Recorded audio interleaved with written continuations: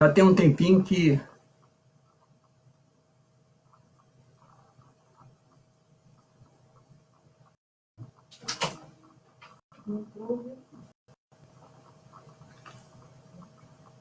Olá, amigos.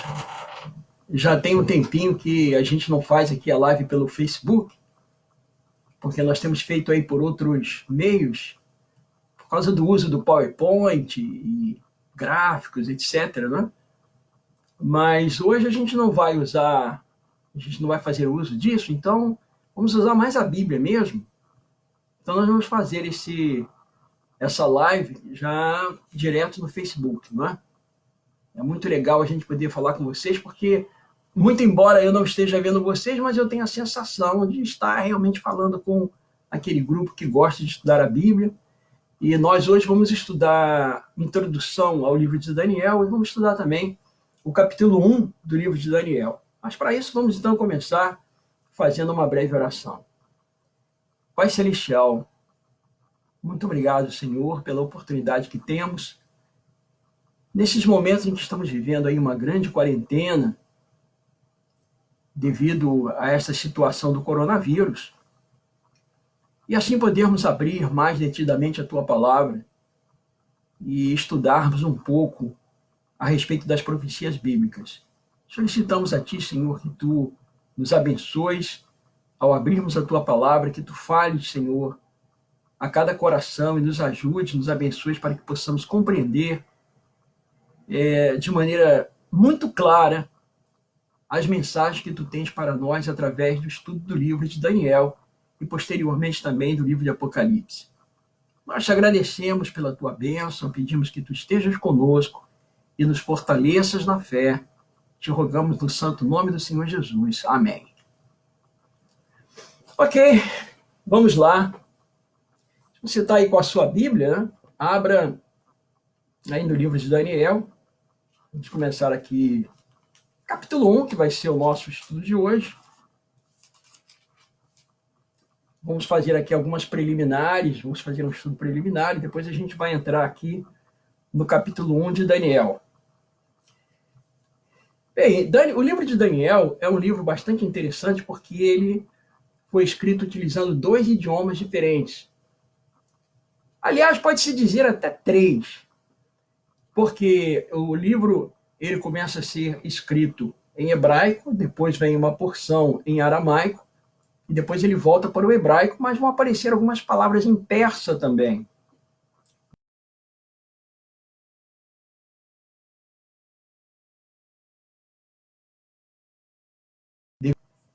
Daniel foi deportado para a Babilônia quando ele estava com 17 anos de idade. Eu tenho aqui uma citação que eu gostaria de fazer para vocês. Essa citação encontra-se aqui, está em Testemunhos para a Igreja, volume 4, página 570. E Ellen White diz assim: Daniel tinha 17 anos de idade quando foi conduzido à corte pagã em serviço ao rei de Babilônia. Estava com 17 anos, Daniel era novinho, era um príncipe. Daniel, Ananias, Misael e Azarias eram jovens príncipes e eram leais a Deus, eram fiéis a Deus, quando eles foram deportados para a Babilônia. O sítio de Nabucodonosor à Babilônia foi no ano 605, quando Daniel, então, foi deportado para a Babilônia. E ele começa, então, seu ministério profético 2 anos depois, ou seja, mais precisamente, no ano 603, antes de Cristo, evidentemente. O próprio nome de Daniel é bem interessante, porque Daniel significa Deus é meu juiz. Bem interessante. E uma das razões que comprovam a historicidade de Daniel é o próprio Joséfo. Ele escreveu em Contra Apion, no livro 1, na seção 19, ele cita Berosus, que foi um historiador babilônico, que seus escritos se perderam, mas que ficou aí registrado em Joséfo. Há alguns parâmetros assim bem interessantes, bem importantes da gente levar em consideração, que eu gostaria de de transmitir para vocês. O livro de Daniel se divide em duas grandes porções. A primeira porção, que vai do capítulo 1 ao capítulo 6, é a porção histórica. Depois vem uma porção profética, que vai do capítulo 7 até o 12. No entanto, dentro dessa porção que nós chamamos, que conhecemos como a porção histórica, existe uma profecia importantíssima, que é a profecia do capítulo 2. Essa profecia ela terá uma correspondência análoga a ela lá no capítulo 7. E eu costumo fazer a seguinte comparação. No capítulo 2, quem recebeu a visão da história do mundo foi um rei pagão, Nabucodonosor. Deus dá a ele a visão da história do mundo. É o mundo contado de forma profética. A história do mundo contada de forma profética. Então, nós vamos observar, ao estudar o livro de Daniel, que a partir da sua época, Deus revela a um rei pagão, um dos maiores reis, digamos assim, da sua época. Deus vai revelar a história do mundo para ele, desde a sua ocasião, a época em que ele vivia, até a volta do Senhor Jesus. Sendo que essa profecia do capítulo 2, ela vai apresentar detalhes da ascensão e queda dos impérios, mas não entrando na questão, no detalhe religioso. A questão religiosa, essa vai vir, então, lá no capítulo 7. E a visão do capítulo 7, diferente do que acontece no capítulo 2, ela é dada para o profeta Daniel. No capítulo 2, Deus dá a visão para o rei pagão, mas quem decifra, quem vai fazer a revelação e interpretação do sonho, é um profeta de Deus, que é Daniel. Falando nisso, Daniel, ele era um profeta diferente. Diferente porque os profetas do passado, normalmente os profetas do Antigo Testamento, eles tinham duas incumbências. Eles eram nabi, eles eram profetas que arguíam o povo, eram profetas que chamavam a atenção do povo, que chamavam a atenção por causa do pecado, enfim. E eles eram também roer, ou seja, videntes. Eles também tinham visões e tinham sonhos. Daniel é um profeta diferente. Ele tem a incumbência de um roer, mas não de um nabi, embora ele não deixe de ser. Mas a sua função não é redarguir o povo, não é estar entre o povo. Ele vive com a aristocracia babilônica.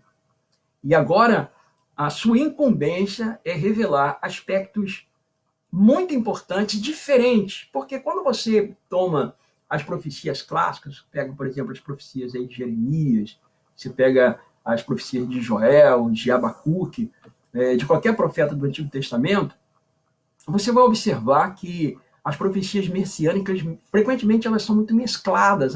Aspectos da primeira vinda mesclados com aspectos da segunda vinda. Quase não há muita distinção. Não há também uma preocupação nessas profecias de revelar cronologias, de revelar alguns aspectos tais como o início e o fim de um período de tempo. Nesse sentido, a profecia de Daniel é algo inteiramente novo, é algo completamente inovador. Deus começa agora um sistema de profecia completamente diferente através do profeta Daniel. E algumas particularidades do livro de Daniel, elas vão ser transpostas também para o revelador lá no Novo Testamento com o Apocalipse. Por exemplo, essa divisão da parte histórica e da parte escatológica que acontece no livro de Daniel vai se repetir também no livro de Apocalipse. Isso é importante nós observarmos. Um outro ponto interessante que nós devemos levar em consideração é também o sistema que é utilizado por Daniel, nas profecias de Daniel. Ele usa o chamado princípio historicista. Ou seja, as profecias de Daniel elas devem ser interpretadas utilizando o princípio historicista, conforme revelado pelo próprio Senhor Jesus Cristo. Isso vai acontecer também com as profecias de Apocalipse, não é? E todas as porções apocalípticas que vão aparecer depois até nos evangelhos. Mateus capítulo 24, Marcos 13, Lucas 21. E também a segunda carta de Paulo aos Tessalonicenses. Eu gostaria de chamar a atenção de vocês para lerem comigo alguns textos aqui, por exemplo, João capítulo 14, verso 29. Evangelho de João, capítulo 14, verso 29. Vamos lá. Vamos mexer bastante com a Bíblia hoje, né? O que é muito bom. Então, aqui, João 14, 29, nós temos aqui as palavras do Senhor Jesus, ele diz assim: disse-vos agora, antes que aconteça, para que quando acontecer, vós creais. O que quer dizer isso? A profecia enuncia um fato futuro. Enquanto esse fato futuro não acontece, nós temos apenas uma profecia. No entanto, quando o fato ocorre na história, confirma a predição profética. Esse é o princípio historicista. Agora nós vamos ver aqui, voltando um pouquinho, no capítulo 13, versículo 19. 13 e 19 está escrito assim: desde já vos digo, antes que aconteça, para que quando acontecer, creais que eu sou. Ok? Jesus aqui está falando que está se referindo a profecias diretamente ligadas a ele mesmo, que quando as profecias referentes a ele se cumprem, quando aquilo que ele diz acontece, então nós vamos verificar que ele é Yahvé. Eu sou ego eimi, do grego, que é a tradução de Yahvé, Jeová, como nós dizemos, ou Javé. E aqui no capítulo 16, versículo 4, ele vai dizer: ora, estas coisas vos tenho dito para que, quando a hora chegar, vos recordeis de que eu vou-las disse. Não vou-las disse desde o princípio, porque eu estava convosco. Então, o Espírito Santo revelaria, à medida em que essas profecias fossem se cumprindo, revelaria ao seu povo, e nós, então, teríamos a exatidão do fato profético ocorrido pelo acontecimento na história. Então, esse aí é o chamado princípio historicista. Um outro ponto também interessante, nós vamos recorrer mais uma vez ao Senhor Jesus, é o que está escrito lá em Mateus, no capítulo 24, versículo 15. Quando ele se refere às profecias de Daniel, ele diz assim: quem lê, entenda. Ou seja, as profecias de Daniel, elas deverão ser entendidas, deverão ser compreendidas pelo povo de Deus.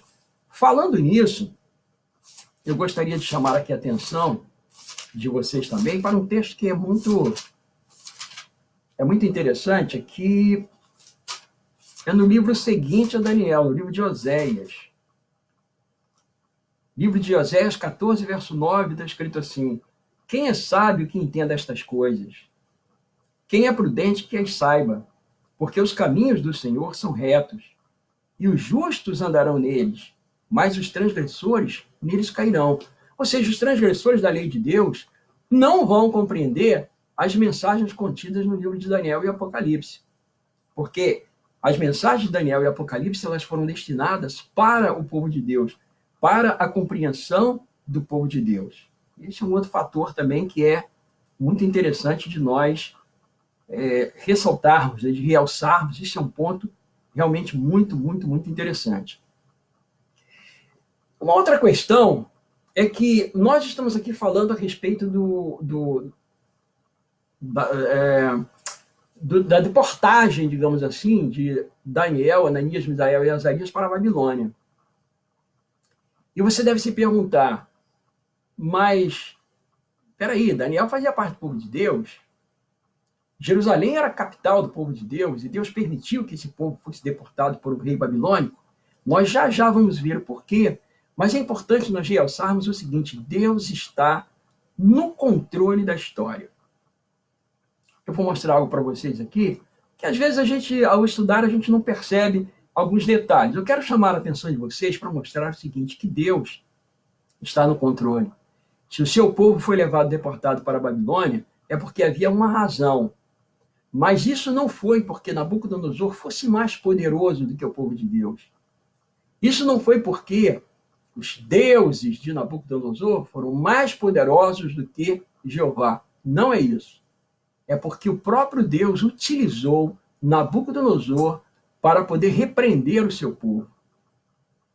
Vamos olhar aqui, vamos dar uma checada aqui em Isaías capítulo 39, de 5 a 7. Vamos voltar, aqui na Bíblia. Isaías 39, de 5 a 7. Vamos mexer aqui com a Bíblia, mexer bastante. Isaías 39, de 5 a 7. Vamos lá.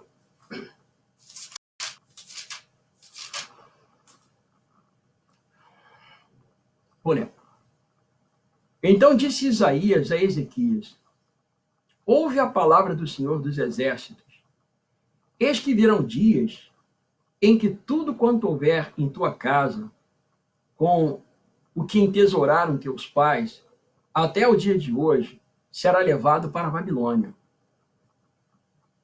Não ficará coisa alguma, disse o Senhor, dos teus próprios filhos, que tu gerares, tomarão para que sejam eunucos no palácio do rei de Babilônia. Então aqui está uma profecia indicando que os cativos, né, que os filhos de Judá seriam cativos em Babilônia.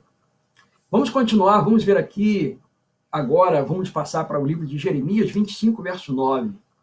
Aqui mais à frente, Jeremias 25, 9.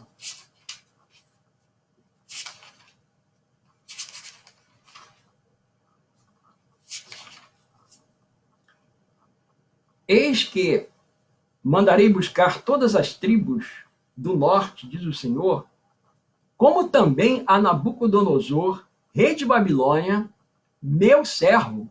Olha como ele diz, meu servo. E os trarei contra esta terra, contra os seus moradores, e contra todas estas nações em redor. E os destruirei totalmente, e os porei por objeto de espanto, e de assobio, e de ruínas perpétuas. Então estava profetizado, né? Que Deus utilizaria Nabucodonosor como seu servo, em seu serviço. Nabucodonosor estaria a serviço de Deus. Vamos dar passar um pouquinho mais à frente, aqui para o capítulo 27, verso 6. Agora eu entregarei todas estas terras ao poder de Nabucodonosor, rei de Babilônia, meu servo. E também lhe dei os animais do campo para que o sirvam. E, finalmente, o último texto aqui em Jeremias, no capítulo 43, versículo 10. Vamos lá. E diz-lhes: assim diz o Senhor dos Exércitos, o Deus de Israel: eis que eu mandarei vir a Nabucodonosor, rei de Babilônia, mais uma vez, meu servo, e porei o seu trono sobre estas pedras que encaixei. Ele estenderá o seu baldaquino real sobre elas. Então, nada disso aqui foi por acaso, não foi por capricho ou vontade de um rei pagão, mas porque Deus determinou, porque Deus permitiu que isso acontecesse. Agora, você deve estar se perguntando, mas por que razão? Por que Deus permitiu que Nabucodonosor entrasse, então, em Jerusalém e fizesse aquilo que ele fez? Qual a razão? Bom, eu vou convidar você agora para ler alguns textos bem interessantes. Uma das principais razões pelas quais o povo de Judá foi levado cativo para a Babilônia foi transgressão da lei de Deus, especificamente a transgressão do quarto mandamento. Vamos para Jeremias, capítulo 17. Vamos lá. Vamos voltar aqui para Jeremias, capítulo 17.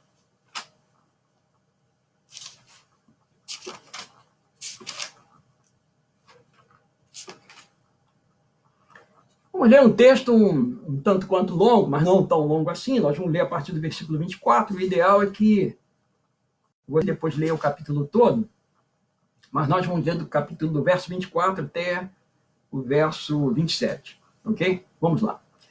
Se devera me ouvirdes, diz o Senhor, não introduzindo carga pelas portas desta cidade no dia de sábado, e santificardes o dia de sábado, não fazendo nele obra alguma, então, pelas portas desta cidade entrarão reis e príncipes, que se assentarão no trono de Davi, andando em carros e montados em cavalos, eles e seus príncipes, os homens de Judá e os moradores de Jerusalém, e esta cidade será para sempre habitada. Virando as cidades de Judá e dos contornos de Jerusalém, da terra de Benjamim, das planícies, das montanhas e do sul, trazendo holocaustos, sacrifícios, ofertas de manjares de incenso, oferecendo igualmente sacrifícios e ações de graças na casa do Senhor. Mas, se não me ouvirdes, e por isso não santificardes o dia de sábado, e carregardes alguma carga quando entrardes pelas portas de Jerusalém, no dia de sábado, então acenderei fogo nas suas portas, o qual consumirá os palácios de Jerusalém e não se apagará. Eles continuaram na transgressão do sábado. Deus havia dito, olha, se vocês continuarem trazendo carga, violando o meu mandamento, violando o meu dia sagrado, então acenderei fogo sobre os palácios de Jerusalém e não se apagará. Nós vamos observar agora o cumprimento dessa promessa. O povo continuou transgredindo, continuou quebrando o sábado e veio o castigo sobre eles. Assim como Deus havia prevenido. Olha, não façam, porque senão virá o castigo. Bom, vamos aqui no segundo livro das Crônicas. Você vai achar estranho, porque nós estamos aqui voltando na Bíblia, não é? Mas aqui a ordem cronológica é outra. A ordem cronológica da colocação aqui é outra. Por isso você vai ver o segundo livro das Crônicas antes. Mas isso aconteceu depois, tá? Segundo livro das Crônicas, no capítulo 36, também é um texto longo, nós vamos ver a partir do versículo 17, ok? Para a gente poder compreender bem o cumprimento daquela promessa feita por Deus. Vamos lá, segundo Crônicas 36, 17. Por isso o Senhor fez subir contra ele o rei dos caldeus, o qual matou os seus jovens à espada na casa do seu santuário, e não teve piedade nem dos jovens, nem das donzelas, nem dos velhos, nem dos mais avançados em idade, e todos os deu nas suas mãos. Todos os utensílios, eu queria que você prestasse bem atenção nesse verso 18 aqui, que daqui a pouco a gente vai chamar a atenção para ele. Todos os seus utensílios, todos os utensílios da casa de Deus, grandes e pequenos, os tesouros da casa do Senhor e os tesouros do rei e dos seus príncipes, tudo levou ele para a Babilônia. Queimaram a casa de Deus e derribaram os muros de Jerusalém. Todos os palácios queimaram, destruindo também todos os seus preciosos objetos. Os que escaparam da espada, a estes levou ele para a Babilônia, onde se tornaram seus servos e de seus filhos até o tempo do reinado da Pérsia, para que se cumprisse a palavra do Senhor por boca de Jeremias, ok? Até que a terra se agradasse dos seus sábados, todos os dias da desolação repousou, até que os 70 anos se cumprissem. Ok? Interessante, quando a gente vai lendo, né, a gente vai entendendo, assim, as coisas, né? Então, agora, eu quero que você venha de novo aqui para Daniel, ok? E nós vamos ler agora, vamos ler aqui o versículo 1 e o versículo 2 do capítulo 1 de Daniel. Daniel 1, verso 1 e 2, está escrito assim. No ano terceiro do reinado de Jeoaquim, rei de Judá, veio Nabucodonosor, rei de Babilônia, a Jerusalém e a sitiou. O Senhor lhe entregou nas mãos a Jeoaquim, rei de Judá, e alguns dos utensílios da casa de Deus. A estes levou-os para a terra de Sinear, para a casa do seu Deus, e os pôs na casa do tesouro de seu Deus. Então aqui, como está escrito lá no livro das Crônicas, Nabucodonosor também levou os utensílios sagrados que estavam no templo, levou lá para Sinear. Então, queimou os palácios, levou os utensílios. E aqui, nós então estamos fazendo uma ligação com o texto de Jeremias, com o texto das Crônicas. Eu queria fazer um adendo, que eu acho que é importantíssimo, mas vou fazer esse adendo. Vou caminhar um pouquinho mais com vocês aqui, vai ficar um pouquinho mais demorado, mas eu acho interessante uma coisa que é muito importante. O povo ficou lá em cativo, ficou em cativeiro, e evidentemente depois eles voltaram. A gente sabe disso, depois de 70 anos, conforme disse aí o profeta Jeremias, eles deveriam então voltar para Jerusalém. Né? A gente conhece toda a história, nós estudamos recentemente, eles deveriam voltar, Daniel já estava muito velhinho, né? Mas o povo voltou e tal, e começaram então, ergueram lá os muros, depois trabalharam na cidade, então voltaram para Jerusalém, ok? Quando eles estavam naquela iminência de reparar os muros e de começar a consertar o que estava quebrado e tal, e Neemias recebeu permissão para poder voltar para reconstruir, olha que nós estamos dando um avanço lá no futuro, tá certo? Só para eu poder trazer vocês aqui para um problema que eles enfrentaram lá e que é o mesmo problema que nós vamos enfrentar também na nossa era. Por isso que eu estou dando tanta ênfase a isso, tá certo? Porque esse vai ser um ponto especialmente controvertido. Eu quero chamar a atenção de você agora para Neemias capítulo 13, quando vai fazer a restauração da cidade. O que vai acontecer ali? Vamos lá, Neemias capítulo 13, vamos voltar lá. Lá para Neemias, é um livro às vezes meio dificilzinho de achar, né? A gente passa aqui Samuel, Reis, a gente vai achar Neemias aqui. Passa Crônicas, Esdras, depois vem Neemias. Capítulo 13, e eu quero ler com vocês aqui, a partir do verso 15. Nós vamos ler aqui até o verso 19, tá? Vamos lá. Naqueles dias, via em Judá os que pisavam lagares ao sábado,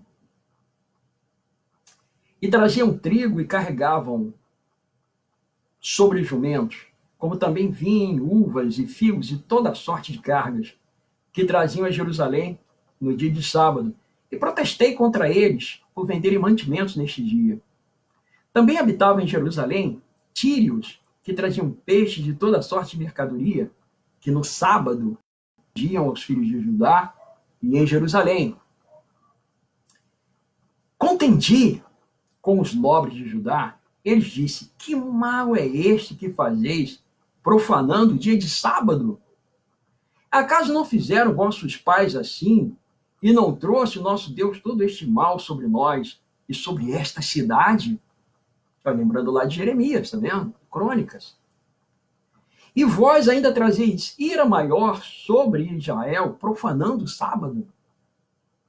Agora a medida dele, de Neemias. Dando já sombras às portas de Jerusalém, antes do sábado, ordenei que se fechassem, e determinei que não se abrissem, senão após o sábado. Às portas coloquei alguns dos meus moços, que é de soldados, para que nenhuma carga entrasse no dia de sábado. Por que ele tomou essa medida? Porque essa foi a razão pela qual eles foram deportados para a Babilônia. E agora, na volta, eles estavam fazendo a mesma coisa? Absurdo isso, né? Então, veja que a grande questão ali foi a transgressão do sábado. Esse foi um grande problema, né? E nós examinamos e observamos aqui. Bom, agora eu gostaria de chamar a atenção para um outro aspecto. Daniel, Ananias, Misael e Azarias foram jovens hebreus muito especiais. Eles eram jovens leais a Deus, eram moços puros, eram moços que estavam interessados em servir ao Senhor de todo o coração. E eles foram levados, então, segundo aqui o versículo 4, para que, pelo fato de eles serem príncipes, era um costume daquela época, quando eles eram deportados, cada categoria servia na sua própria categoria. Os pedreiros iam trabalhar como pedreiros, os funileiros como funileiros, né? Os ferreiros como ferreiros, os carpinteiros como carpinteiros, e os príncipes, eles tinham aí um espaço para viver, continuar vivendo uma vida palaciana. Sendo que eles teriam que ir para o palácio, um palácio determinado, né, para que eles pudessem, então, aprender a cultura e a língua dos caldeus. Isso acontecia com Ananias, Misael e Azarias, e o rei, então, determinava que eles tomassem lá um determinado tipo de alimento. Está lá no versículo 8. Mas Daniel resolveu firmemente não contaminar-se com as finas iguarias do rei, nem com o vinho que ele bebia.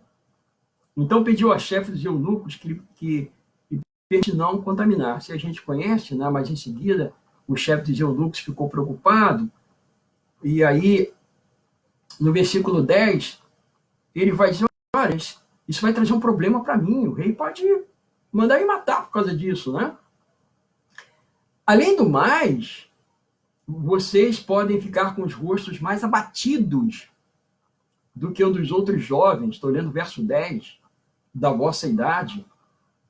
Assim, porém, sem perigo a minha cabeça para com o rei. E vejam, esse pensamento continua. Um dia desse eu estive no mercado e eu raramente saio, né? Nessa quarentena, raramente saio, mas eu precisei sair, aproveitei para passar no mercado e comprar alguma coisa lá que a esposa pediu, né? Normalmente ela que vai ao mercado. E aí, passando ali no caixa, né? Eu falei para a moça, isso aí é o que a gente come, né? Tinha um casal assim mais afastado, são as compras que fazemos, elas são bem diferentes, né? Eu, por exemplo, não faço uso de açúcar. O açúcar que eu como é o que tem no mel ou nas próprias frutas e nos cereais, mas eu não uso açúcar processado, né? Já tem algum tempo também que eu parei de comer glúten. Eu já não como carne mesmo há muito tempo, né? Procuro levar um sistema de vida assim para manter o meu organismo sempre forte e não ficar predisposto a doenças e coisas desse tipo, né? Aprendi isso quando eu me tornei adventista, eu comecei a me aperfeiçoar nesse caminho. Eu tinha 24 anos, este ano eu vou fazer 64 anos, são há 40 anos que eu venho nessa empreitada, procurando aperfeiçoar a minha forma de me alimentar, minha forma de viver, com exercício físico, sono no momento adequado, o uso correto da água, e essas coisas que nós já conhecemos muito bem. Mas muito frequentemente eu escuto as pessoas perguntando assim, você come o quê?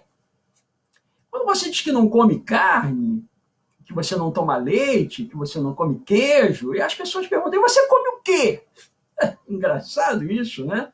E eu digo para elas, olha, o universo de coisas que eu tenho para comer é muito maior do que aquilo que você come. O que as pessoas aí fora comem? Arroz, feijão, alface, tomate, ovo às vezes, bife, batata frita às vezes, é só o que eles comem. Pão branco de manhã, café. Eu estava brincando com o hóspede aqui na minha casa, estava dizendo para ele, sabe o que é isso aí? Isso aí é o precursor do coronavírus, organismo fraco, né? Nós que somos povo de Deus, nós sabemos que existem tantas coisas boas, né, que nós podemos e devemos comer. Os oleaginosos, tem tantos oleaginosos, né? Nós podemos comer aí castanha do Pará, nozes, né? Avelã, tanta coisa boa que a gente tem para comer, né? Frutos diversos, muitas frutas, muitas leguminosas, tantos tipos de feijões. E foi isso. Daniel conhecia essas coisas. Mas o chefe dos eunucos falou, você vai ficar fraco. Então, essa é a ideia que as pessoas têm até hoje. Você vai ficar fraco se você não comer carne, não é? Daniel falou, não. Eu vou pedir para você fazer uma prova. Faça uma experiência de 10 dias conosco, comigo e com os meus companheiros. E você vai ver se depois de 10 dias, se nós não vamos estar bem diferentes. Não é? Aqui no versículo 12, diferente quer dizer bem melhores. No verso 12, experimenta, peço-te, os teus servos 10 dias, e que se nos deem legumes a comer e água a beber. Essa palavra para legumes aqui é zeruim. Essa palavra só aparece 2 vezes na Bíblia. Ela aparece aqui no versículo 12 e depois ela vai aparecer de novo no versículo 16. Sendo que ela é da mesma raiz da palavra que aparece em Gênesis capítulo 1, verso 11, zerá. É da mesma raiz, zeruim, zerá. E essa expressão zerá, ela é utilizada para as sementes, né? Ela é utilizada para aquilo que dá dentro do próprio fruto, que é a semente, é coisa forte, não é? É tutano, é coisa que realmente vai alimentar. E Daniel sabia disso.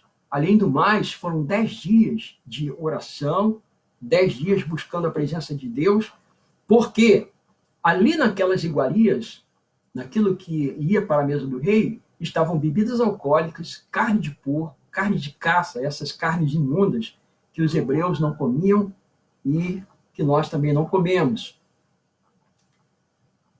O verso 13, então, se veja diante de ti a nossa aparência e a dos jovens que comem das finas iguarias do rei. E segundo vires age com os teus servos. Ele atendeu e experimentou 10 dias. Verso 14. Verso 15. No fim dos 10 dias, percebam agora o que diz o texto. A sua aparência era melhor. Estavam eles mais robustos do que todos os jovens que comiam das finas iguarias do rei. Eles estavam melhor em tudo. Não era apenas na aparência, era na saúde, inclusive na saúde intelectual. Importante a gente observar isso. Com isso, o cozinheiro-chefe tirou deles as finas iguarias e o vinho que deviam beber, e lhes dava o quê? Esse alimento zeroim, ok? Ou seja, semente, o fruto, os vegetais, as coisas aquilo que dá na terra, né? Aquilo que nasce aí da terra. Aí, como consequência, né, dessa proximidade com Deus, dessa alimentação seletiva, né, dessa fidelidade, aí nós vamos encontrar o verso 17, que é um versículo interessante, diz assim. Normalmente eu leio esse verso 17 quando eu vou estudar o capítulo 2 sem estudar o capítulo 1, né? Não é o nosso caso aqui, que nós já estamos explorando aqui o capítulo 1. Verso 17. Ora, a estes quatro jovens, Deus deu o conhecimento e a inteligência em toda a cultura e sabedoria. Mas a Daniel deu inteligência de todas as visões e sonhos. Interessante o seguinte. Eu já li esse texto várias vezes no hebraico. E eu costumo ler observando detalhes. A palavra para inteligência aqui é bin, e não é utilizado para os outros. É utilizado só para Daniel. E bin é utilizado muito pelo anjo. Quando o anjo chega a Daniel e diz para ele, sair para te fazer bin, entender. Essa expressão vai ser usada algumas vezes. Ben é uma inteligência que foi dada exclusivamente para Daniel, nesse caso aqui, porque ela não é utilizada para os outros. Inteligência de todas as visões e sonhos. As visões aqui, razão. A razão é a visão que os profetas normalmente tinham, eles tinham razão. E também os sonhos. Halomat. Halomat, como está aqui, como aparece aqui no texto. Então, essas expressões não são usadas para os outros, apenas para Daniel. Ou seja, Daniel, ele foi chamado por Deus para ser um profeta na corte de Babilônia. Então, o rei falou com eles, e entre todos não foram achados outros como Daniel, Ananias, Misael e Azarias. Eles eram mais inteligentes. Eles eram a complexão, a estatura, lá, o perfil, eles eram mais bonitos, né? Eles tinham uma aparência melhor, eles eram mais inteligentes, eles tinham um melhor desenvolvimento, tinham uma melhor memória, uma cabeça melhor, não é? Tudo isso contribuía para que eles fossem assim. Verso 20. Em toda a matéria de sabedoria, de inteligência, sobre que o rei lhes fez perguntas, os achou 10 vezes mais doutos do que todos os magos e encantadores que havia em todo o seu reino. Daniel continuou até ao primeiro ano do rei Ciro. Interessante, né? Bem interessante da gente observar. Um ponto que eu gostaria de chamar a atenção, para o qual eu gostaria de chamar a atenção agora, é a unidade do livro. O livro ele não tem apenas uma unidade literária. ele tem também uma unidade de propósito. O livro de Daniel é o tipo de livro que não dá para você divorciar uma parte da outra. Eu costumo dizer, quando eu vou estudar o livro de Daniel, e também o livro de Apocalipse, eu costumo dizer o seguinte, que o livro de Daniel ele fornece a chave para a compreensão das profecias, não somente profecias de tempo, mas as profecias apocalípticas de uma maneira geral. Se você não entender o livro de Daniel, não adianta que o Apocalipse você não vai entender. Primeiro você tem que estudar Daniel, é por isso que eu começo sempre por Daniel. E a chave para a compreensão do livro de Daniel está no capítulo 2. Ok? Quando Daniel vai interpretar o sonho para o rei Nabucodonosor, ele primeiro apresenta a estátua, ele descreve a estátua, Nabucodonosor fica olhando aquele estupefato, porque realmente foi aquilo que ele viu no sonho, ele se lembrou, né? A gente depois vai falar um pouco mais detidamente sobre isso, ou quem sabe aí no próximo sábado, se Deus quiser. E ele aí, quando ele começa a descrever, o rei fica estupefato olhando aquilo, porque ele tinha esquecido, mas ele se lembrou e era isso mesmo, né? E Daniel então apresenta a chave dizendo assim, tu és a cabeça de ouro. Depois de ti levantarão outro reino inferior ao teu, e um terceiro reino, qual terá domínio sobre toda a terra. Verso 39. O verso 38, tu és a cabeça de ouro. Ele abre a chave da profecia. Por quê? Porque aqui o próprio profeta está dizendo onde a profecia é aberta, onde a sequência dos reinos começa. Por Babilônia, tu és a cabeça de ouro. Verso 39, depois de ti se levantará um outro reino inferior ao teu. Então, pela história, nós sabemos, Daniel chegou a observar isso, né? Ele viveu nesse tempo, Babilônia, depois a Medopérsia. Daniel viveu nesse tempo quando ele viu, né, que a Babilônia caiu diante da Medopérsia, a gente vai falar sobre isso depois.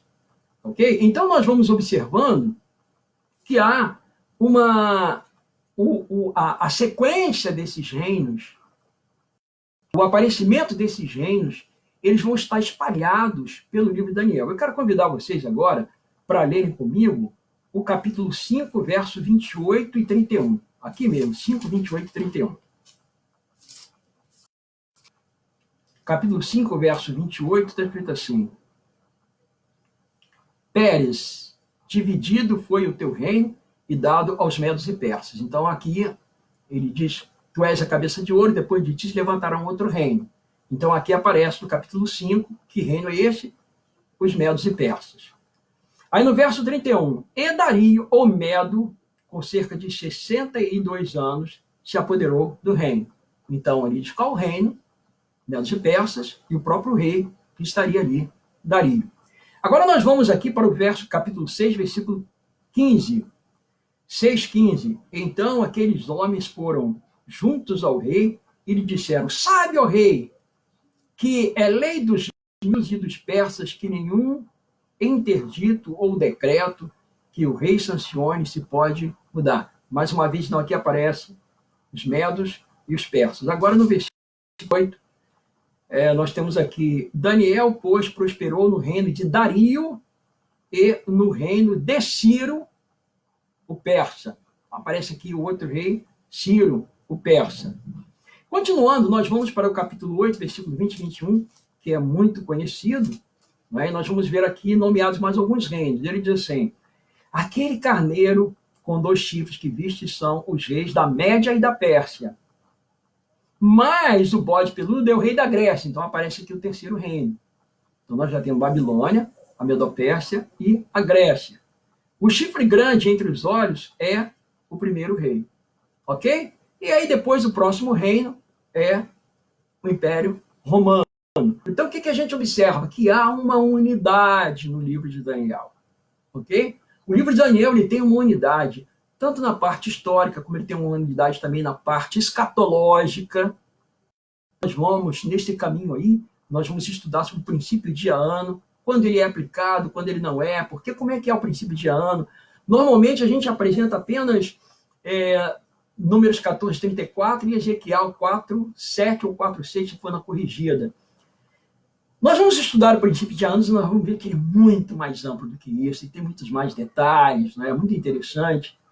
E estudando com seriedade o livro de Daniel, nós vamos conseguir aí nos livrar de muitas interpretações que não exegéticas, né? Isso é que é importante da gente compreender, da gente entender. Tá ok? Um outro ponto que eu queria apresentar também para vocês, eu tirei isso aqui da revista Ministry. Tirei aqui da revista Ministry Magazine, é um artigo, é War, Worship and World End. Então, adoração e o fim do mundo.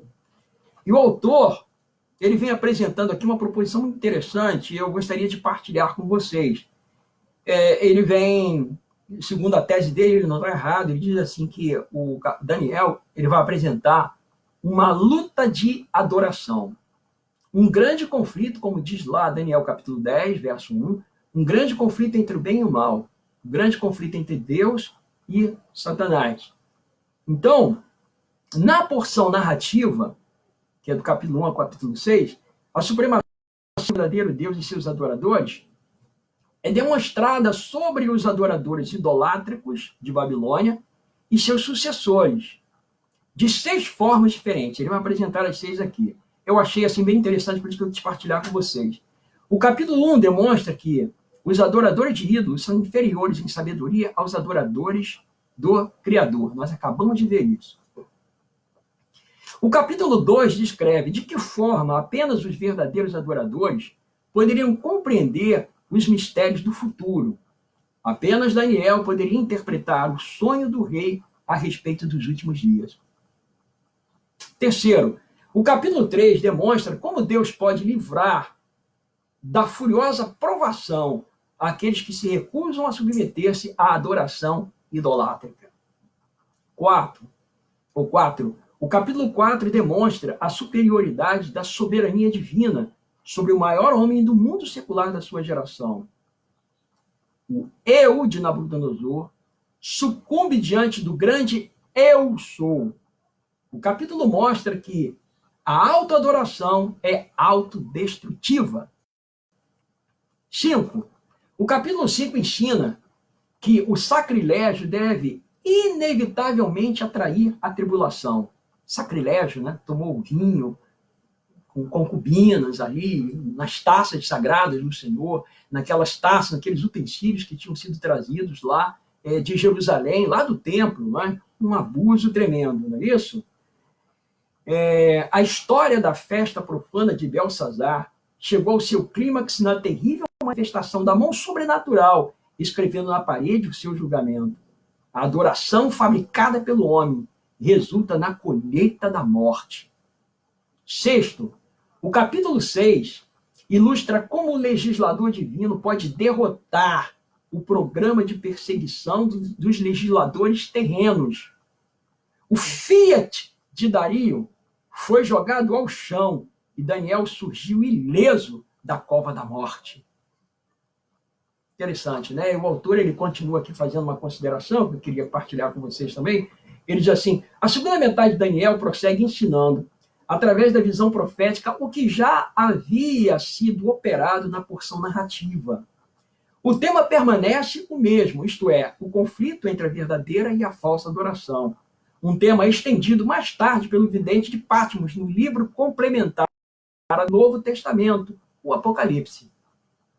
Dessa forma, os versos de abertura de Daniel ilustram todo o livro. Eles falam de um conflito entre Babilônia e Jerusalém, entre a falsa e a verdadeira adoração, entre o reino de Satanás e o reino de Deus. Tudo o que vem depois é uma ampliação desse tema. E aí está aí. É a luta entre o bem e o mal, e que deve perdurar até o fim, até o dia em que o Senhor virá intervir nos negócios dessa terra. Bem, eu espero que você tenha aproveitado bastante aí esse estudo de hoje, não é? Para dizer a verdade, eu não esgotei o assunto, eu teria muito mais para dizer, não é? Mas eu acho que isso aqui é o suficiente para a gente fazer aí uma introdução ao livro de Daniel. E nós vamos seguir agora com o capítulo 2, depois o capítulo 3, se Deus, né? Se não houver aí algum acidente de percurso que nos obrigue a parar, mas enquanto der, a gente vai levando aí o capítulo 2. E na semana que vem nós devemos estudar o capítulo 2, só que numa perspectiva bem diferente. Nós vamos apresentar o capítulo 2 e com algumas particularidades que possivelmente você nunca viu. Tem algumas novidades bem interessantes. Não que não estivessem lá, mas são estudos que nós vamos fazendo, a gente vai descobrindo algumas particularidades interessantes, e isso é importante para a gente poder agregar aqui ao nosso conhecimento e nos ajudar quando formos expor esses assuntos tão importantes para as pessoas aí fora, nossos vizinhos, amigos, parentes, até alguns familiares, né, que precisam compreender mais acerca da verdade. Eu sou uma pessoa muito feliz por ser um adventista do sétimo dia. Nós, adventistas, estudamos a palavra de Deus com profundidade. Eu tenho gosto por estudar a palavra de Deus.